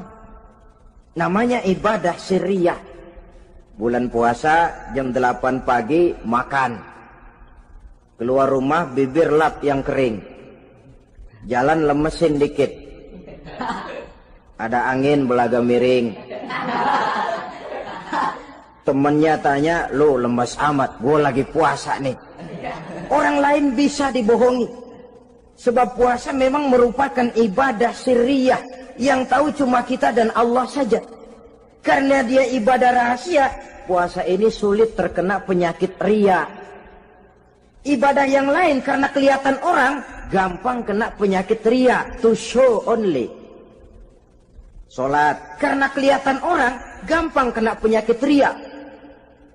Karena saya jadi imam, misalnya di belakang saya lihat ada mertua, wah, saya bikinlah sembahyang saya mantap-mantap, pakai serban, pakai siwak, bahasanya saya paseh-pasehin kayak orang 16 tahun di Mekah. Wah, usolli warwal maghribi salasa raka'atin Allahu Akbar. Surahnya saya cari yang panjang-panjang, paling pendek Sabbihis sama Wadduha. Akibat apa itu? Riya, di belakang ada calon mertua. Tapi kalau sholat sendirian dalam kamar, boro-boro pakai serban dan siwak, kadang-kadang kaos kutang saja cukup. Surahnya jangan Sabbihis sampai Wadduha, langganannya Inna A'toinakal Kautsar sama Qul Huwallahu Ahad. Karena sholat terlihat orang, mudah kena penyakit riya. Sedekah pun begitu. Mulanya niatnya cuma mau sedekah 5.000. Karena ada orang yang disedekahani, naik 10.000. Yang 5.000 sudah karena orang. Jadi ibadah yang lain itu mudah terkena riya, tapi juga mudah dinilai orang. Kita bisa saja bilang, itu orang sholatnya khusyuk ya. Kenapa? Kelihatan dari gerakannya. Itu orang hajinya mabrur ya. Kenapa? Kelihatan dari tingkah lakunya setelah pulang haji. Itu orang sedekahnya berani ya. Kenapa? Ketahuan dari jumlahnya. Ibadah yang lain bisa dinilai, tapi puasa nggak bisa dinilai. Itu orang puasanya mantap bener ya. Kenapa? Beludah melulu. Itu bukan ukuran. Itulah sebabnya dia dinamakan ibadah sirriyah, ibadah yang abstrak, yang tahu cuma si pelaksana dan Allah saja. Ini keistimewaan puasa yang kedua. Yang ketiga, saudara-saudara, kalau ibadah-ibadah yang lain, ganjaran pahalanya itu dijelaskan oleh Allah. Sedekah kalau ikhlas pahalanya begini. Haji kalau mabrur pahalanya ini. Sembahyang berjamaah pahalanya ini. Untuk puasa tidak. Puasa Allah cuma bilang as-siyamu li wa ana ajzi bihi. Puasa adalah untukku, aku yang akan membalasnya. Berapa besar balasannya tidak dijelaskan oleh Allah. Apa artinya ini? Kalau saudara kerja, mandor bilang, sampean kerja sama saya, gaji satu hari 5.000. Ketahuan kan, sehari 5.000. Kita bisa kong kalingkong, ada mandor rajin, nggak ada mandor kendor. Pokoknya sehari 5.000. Tapi kalau mandor cuma bilang, kau kerja sama aku, soal gajimu nanti aku yang atur. Tidak dijelaskan berapanya, nanti aku yang atur. Ini kan mestinya kita kerja hati-hati. Sebab apa? Mungkin gaji kita lebih besar dari jumlah 5.000 kalau kerjaan memuaskan. Mungkin tidak digaji sama sekali kalau kerjaan berantakan. Tidak dijelaskannya pahala puasa menjadi sugesti bagi kita untuk melaksanakan ibadah ini dengan sebaik-baiknya. Mungkin gaji sangat besar, mungkin tidak digaji sama sekali. Sebab kata Nabi, kam min shaimin laisa lahu min siyamihi illa al-ju' wal 'atsh. Berapa banyak orang puasa, dia tidak memperoleh apa-apa dari puasanya kecuali lapar dan haus saja. Puasa sah, kewajiban gugur, nilai 0. Tidak dapat apa-apa, kecuali lapar dan haus. Jadi inilah keistimewaan daripada ibadah puasa. Saudara hadirin yang saya hormati, kemudian apa sih perlunya kita melaksanakan ibadah puasa ini? Namanya syahwat. Kalau itu kita kendalikan, maka langkah hidup ini akan menjadi lurus karenanya. Benar kalau Nabi menyatakan, "Iza jaa Ramadan, futihat abwabus sama, wa ghulliqat abwabun nar, wa sufsidatis sayatin." Apabila datang bulan suci Ramadan, dibuka pintu langit, dibuka pintu surga, ditutup pintu neraka, dan diikat setan-setan itu. Siapa yang ikat setan? Puasa kita. Dengan puasa kita mengendalikan nafsu. Kalau nafsu kita kendalikan, setan nggak berkutik. Jadi yang mengendalikan nafsu itu nilai puasa. Nafsu terkendali, setan terikat. Kalau puasa, kalau nggak puasa, setannya ngebludak. Jadi jangan digambarkan, wah kalau bulan puasa setan dirantai. Rantainya kayak apa? Yang rantai siapa? Arti setan diikat di sini ialah nafsu dikendalikan. Dengan apa? Mengatur makan dan minum. Puasa kan sebenarnya logikanya mengatur perpindahan waktu makan dan minum saja. Apabila perut besar ini teratur demikian rupa, syahwat tidak menggelegak, dia terkendali. Dengan hidup pandai mengendalikan nafsu, iblis tidak berdaya dan tidak berkutik. Ma'asyiral muslimin rahimakumullah, Nabi bersabda, "La yu'minu ahadukum hatta takuna hawahu taba'an lima ji'tu bih." Belum sempurna iman kamu kalau nafsumu belum ikut apa yang aku bawa. Yang dibawa Nabi tidak lain daripada syariat, termasuk di dalamnya pelaksanaan ibadah puasa. Karena itu saya pesan kepada seluruhnya, jangan kalau puasa kayak orang ngancem. Siang bisa mengendalikan nafsu, tapi begitu maghrib berbunyi, nafsu sudah tidak terkendalikan lagi. Itu namanya puasa orang ngancem. Kayaknya, biarin siang gua tahan, ntar lo maghrib. Begitu maghrib berbunyi, sudah macam bendungan pecah. Semua isi meja pindah ke perut. Akhirnya, kalau siang dia setengah mati kelaparan, habis buka setengah mati kekenyangan. Dua-duanya jelek. Kalau sudah kekenyangan, yang enak kan ngukur balik. Tidur. Maghrib liwat, isya out, trawek boten. Temennya nyamper ke masjid yuk trawek duluan deh, gua kenyang bener nih. Kenyang. Berbuka itu yang bagus pakai etik ya, etika buka itu. Maghrib berbunyi, cukup seteguk air, 3 butir korma atau sepotong kue. Sholat maghrib.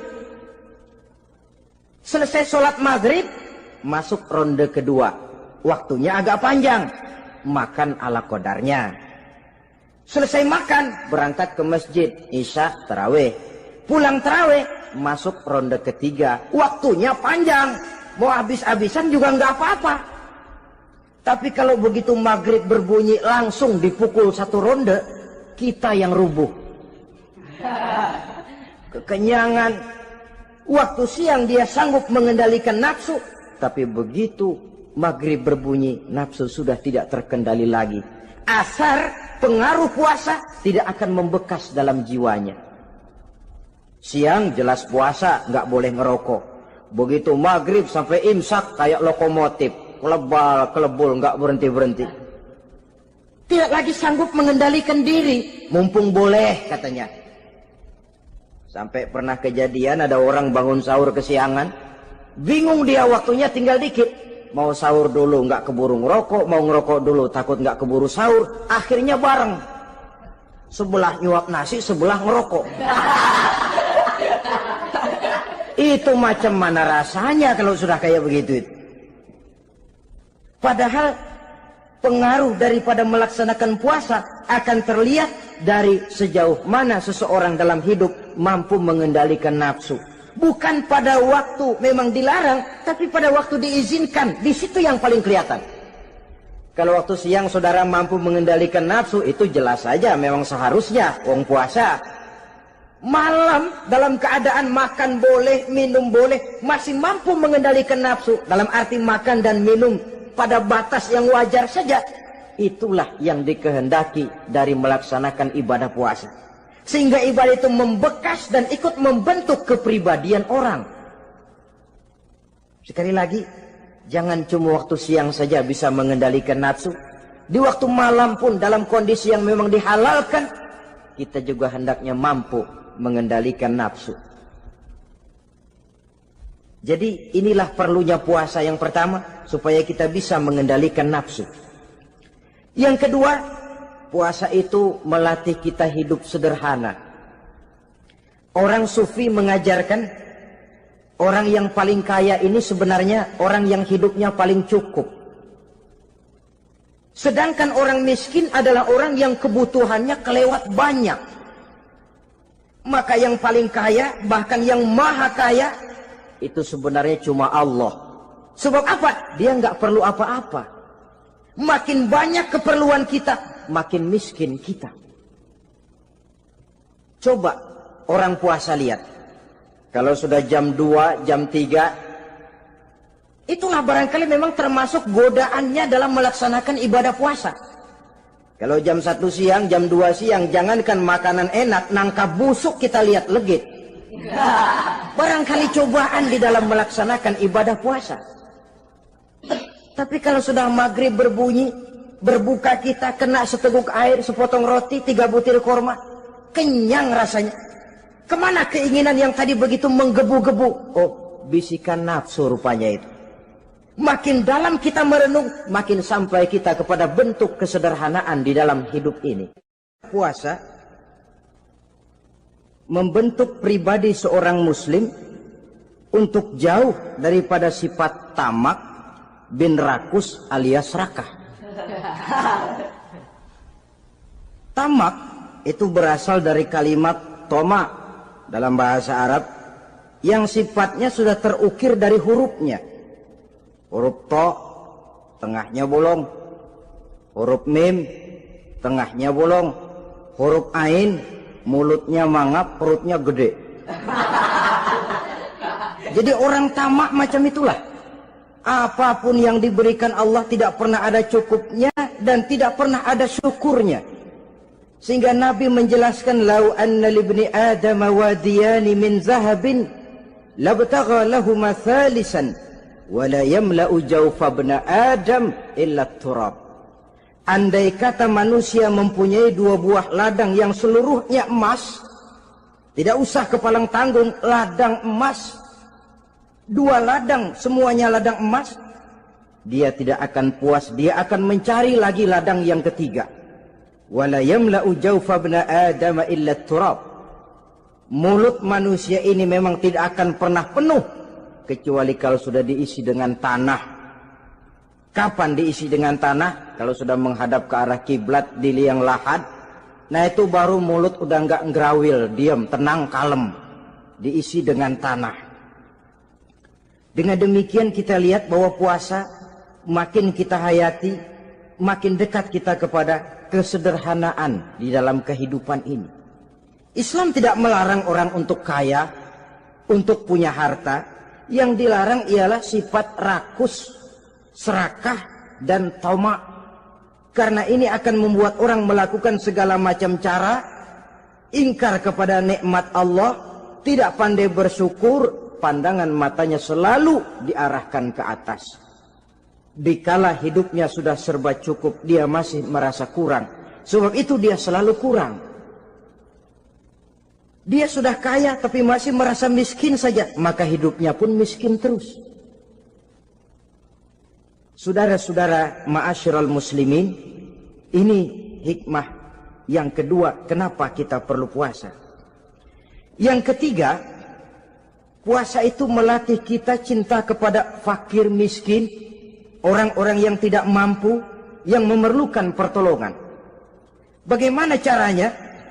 Dunia pendidikan berkata bahwa pendidikan akan lebih berhasil kalau bersifat audiovisual.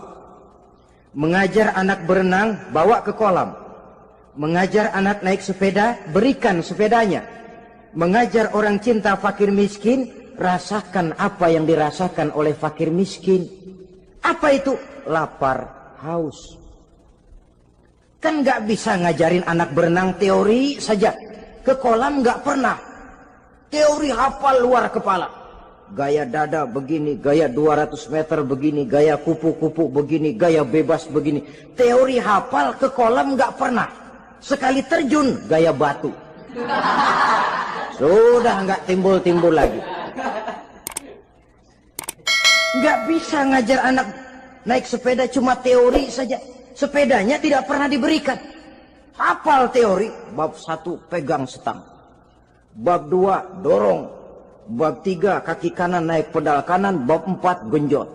Hafal teori, megang sepeda nggak pernah. Begitu dikasih sepeda dia naik, habis tukang bakso. Pun mendidik orang cinta kepada fakir miskin tidak bisa cuma lewat seminar, kongres, penataran, indoktrinasi. Diadakan simposium, seminar, diskusi supaya orang cinta kepada fakir miskin, tapi yang bicara orang kenyang semua. Bagaimana hati ini mau peka? Islam itu nggak usah banyak teori lah. Rasakan saja lapar, haus, enak enggak? Kalau kau tahu lapar dan haus tidak enak, kau lapar haus cuma sebentar. Habis maghrib, laparmu hilang, hausmu hilang. Bagaimana saudara-saudaramu muslimin yang terkapar di kolong-kolong jembatan, yatim piatu yang hidup terlunta-lunta, perempuan-perempuan tua hidup miskin, anak pun banyak perlu uluran tangan, lapangan kerja sulit, persaingan hidup makin tajam, meringkuk mereka di sudut-sudut kehidupan, beratap langit, beralas bumi, tanpa tahu kapan hidup dan nasibnya akan berubah. Di situ pekalah hati untuk hidup tidak cuma buat kepentingan diri dan perut sendiri saja, tapi mampu memberikan pertolongan sesuai dengan kemampuan kepada mereka yang memang memerlukan. Sebuah hadis menyatakan, irhamu ahlal ardi yarhamkum man fis sama. Sayangilah apa yang ada di permukaan bumi, nanti yang di langit akan sayang kepadamu. Si kaya sayang kepada yang miskin lalu menolongnya. Yang alim sayang kepada yang awam lalu membimbingnya. Yang pemimpin sayang kepada rakyat lalu melindunginya. Yang di langit akan sayang kepada kita, akan turun rahmah berlimpah, akan tercipta keberkahan dan ketenangan dalam hidup. Tapi kalau sebaliknya, yang kaya malah nyantap yang miskin, yang pemimpin malah menggilas yang rakyat, yang alim malah membodoh-bodohi orang yang memang sudah bodoh, akan terwujudlah malapetaka. Bukan rahmah yang turun dari langit, tapi azab akan menimpa kita semua. Orang yang menghayati lapar, menghayati haus, akan timbul kepekaan sosial. Hidup tidak cuma untuk diri sendiri saja, tapi mampu melihat lingkungannya. Yang keempat, kita perlu puasa untuk menumbuhkan sifat jujur dan disiplin. Coba lihat, kalau tengah hari bulan puasa, andai kata saudara masuk ke dalam kamar seorang diri, saudara kunci dari luar, lalu saudara makan, tidak seorang pun tahu. Tapi kenapa itu tidak kita lakukan? Ada semacam perasaan malu. Malu kepada Allah. Iya, orang lain tidak tahu. Iya, manusia bisa saya bohongi, tapi Allah. Atau umpamanya waktu sholat zuhur, saudara sholat zuhur di masjid, umpama ketika ngambil air wudhu, giliran ke kemur, saudara korupsi dikit aja, telan.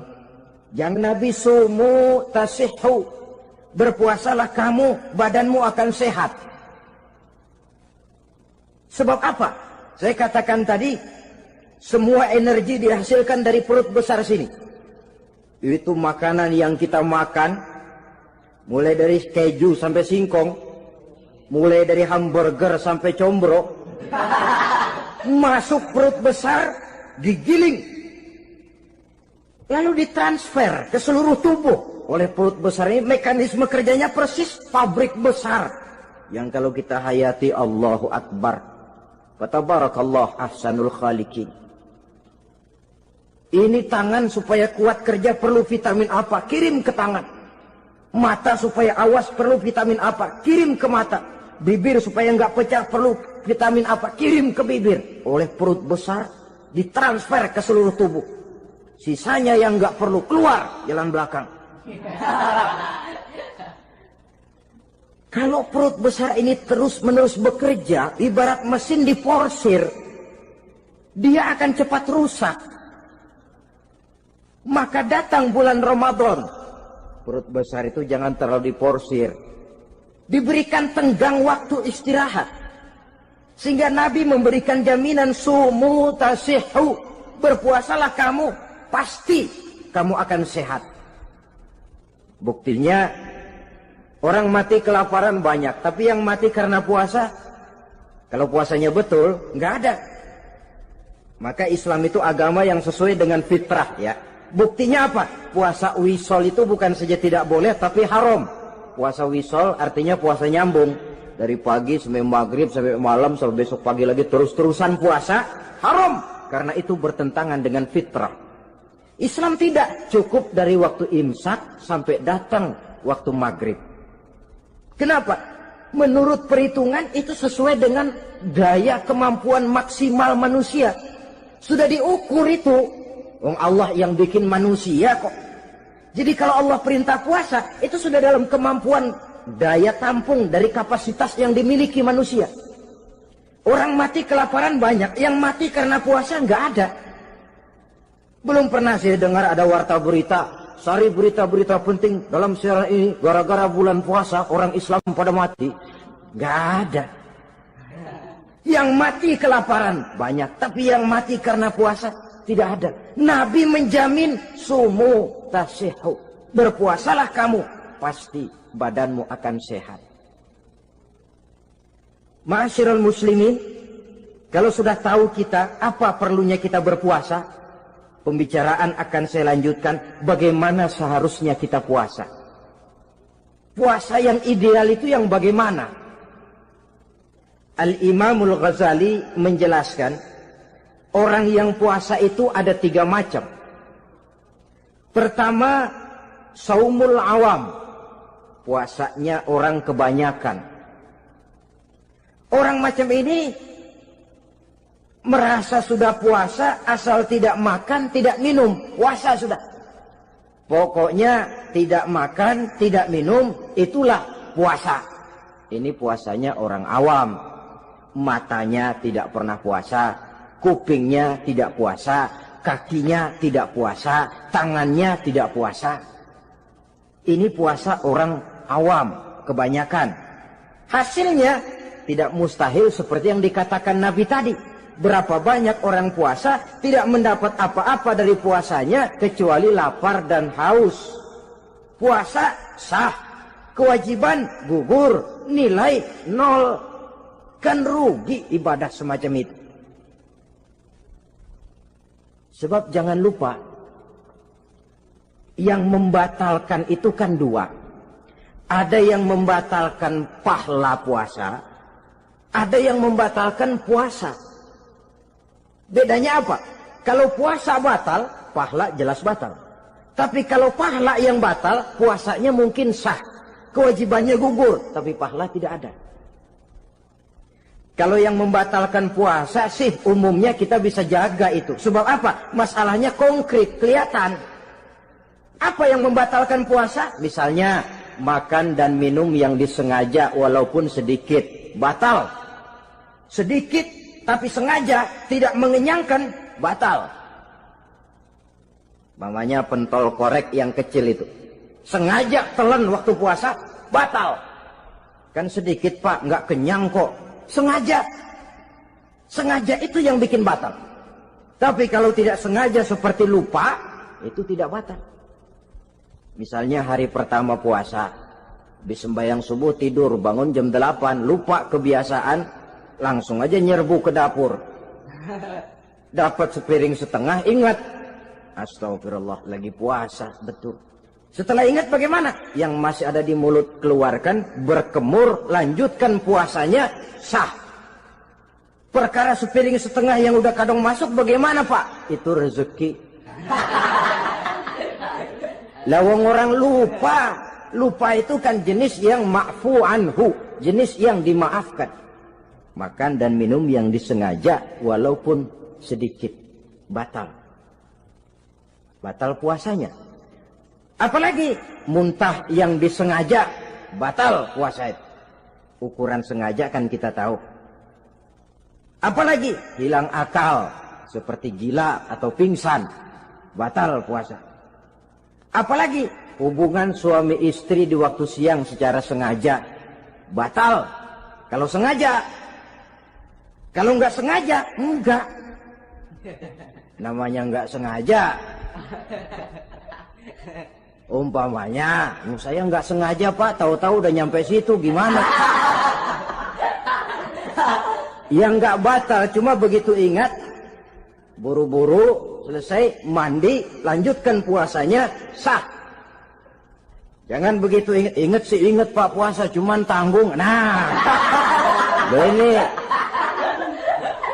tanggung ini yang bikin jadi batal. Dan jangan lupa, orang yang membatalkan puasa karena hubungan suami istri, dendanya paling berat. Seorang sahabat pernah lapor, halaktu ya Rasulullah, ya Rasul, celaka saya. Ma'ahlakah, apa yang bikin kamu celaka? Saya lagi puasa Ramadan ya Rasulullah, saya nggak tahan. Lalu saya nyelonong sama istri saya, pengantin baru ini rupanya. Nyelonong bagaimana? Dia nyelonong.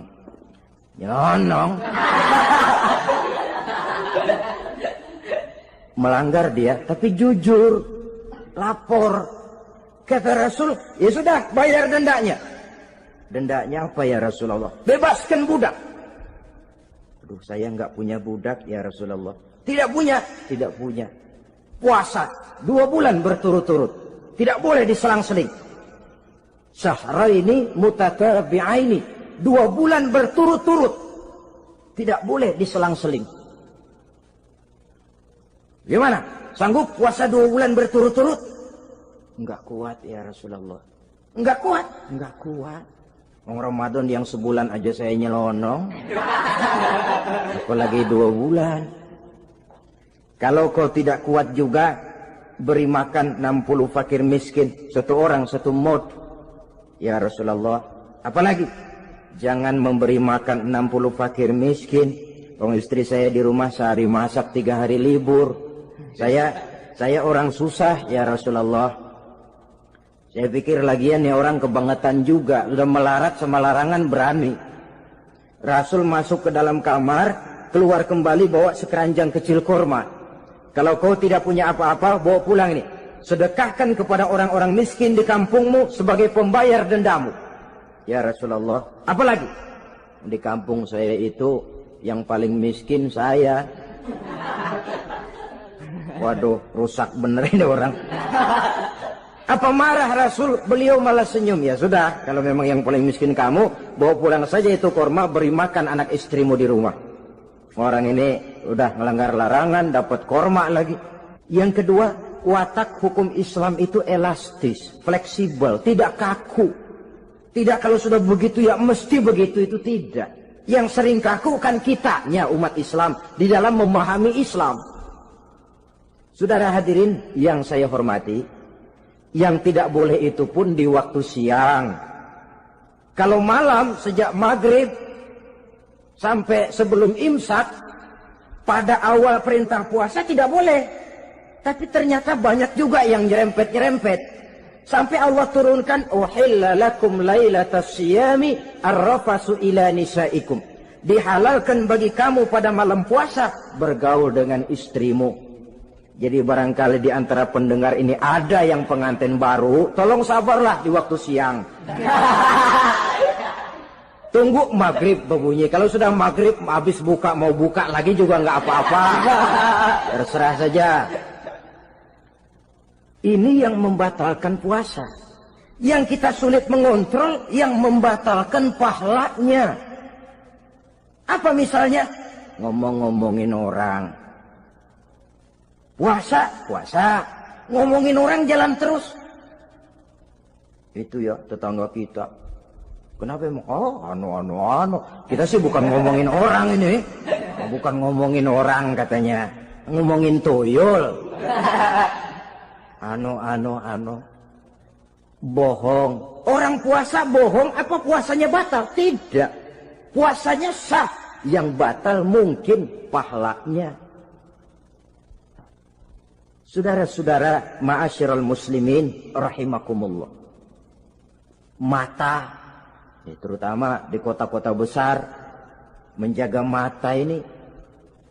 Kadang-kadang kita nggak pengen lihat, tapi kelihatan. Sebab itu memang yang tidak boleh ngeliatin. Kalau kelihatan, lain. Kelihatan itu kan rezeki. Orang kita nggak mau tapi kelihatan. Yang kelihatan itu sebentar.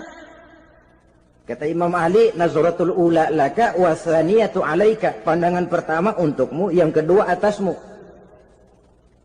Jadi begitu kelihatan, ya sudah. Jangan kelihatan tapi manteng aja nggak mau. Jadi mantengnya ini yang jadi urusan. Saudara hadirin yang saya hormati, dengan kata lain, berusahalah kita untuk puasa zahir batin. Itu yang pertama tadi. Puasa tingkatnya orang saumul awam disebut. Tingkat yang kedua, saumul khawas. Puasanya orang khusus. Bagaimana ini? Di samping tidak makan dan tidak minum, panca inderanya sudah ikut puasa. Matanya puasa. Kupingnya puasa. Asal ada diajak ngomong-ngomongin orang, maaf ya, kuping saya lagi puasa. Kakinya puasa, diajak jalan ke tempat yang tidak baik, dia bilang, maaf saja, kaki saya lagi puasa. Diajak nyolong, maaf, tangan saya lagi puasa. Tidak cuma sekedar tidak makan dan tidak minum, panca inderanya sudah ikut puasa. Sekurang-kurangnya, seperti inilah puasa kita. Zahir, batin. Nah, yang tertinggi disebut saumu khawasil khawas. Puasa orang khusus yang lebih khusus lagi. Ini sudah the first class ini. Puasanya orang fit. Bagaimana puasanya orang ini? Di samping tidak makan dan tidak minum, puasa panca inderanya, hatinya juga sudah ikut puasa dari seluruh keinginan yang selain Allah. Wah, ini kelas tinggi. Orang yang puasa macam ini, andai kata jam 3 sore dia berpikir, ntar sore buka pakai apa ya? Dia menganggap batal pahalanya. Kenapa? Masih mikirin makanan. Kalau kita kan bukan cuma mikirin, ngancem. Waduh, jam 5 di meja udah buderek es kopior, kelapa muda, cendol. Apa yang mau diminum lebih dulu? Tingkat yang tertinggi ini, hatinya juga puasa dari semua keinginan yang selain Allah. Idealnya, sekurang-kurangnya kita puasa zahir batin. Zahirnya menahan diri dari yang membatalkan puasa, batinnya mencegah diri dari yang membatalkan pahala puasa kita itu. Ma'asyiral muslimin rahimakumullah. Terakhir, Rasulullah sallallahu alaihi wasallam membagi bulan Ramadan itu menjadi 3 bagian. Sepertiga yang pertama, tanggal 1 sampai 10 Ramadan, masa turunnya rahmah. Turunnya kasih sayang Allah. Kalau istilah sepak bola, tanggal 1 sampai 10 Ramadan ini disebut babak semifinal. Babak penyisihan. Sepak bola itu kalau baru tingkat babak penyisihan, pesertanya banyak. Seluruh kesebelasan turun bertanding. Babak penyisihan. Ramadan tanggal 1 sampai 10 babak penyisihan. Putaran pertama. Pasaran puasa rame.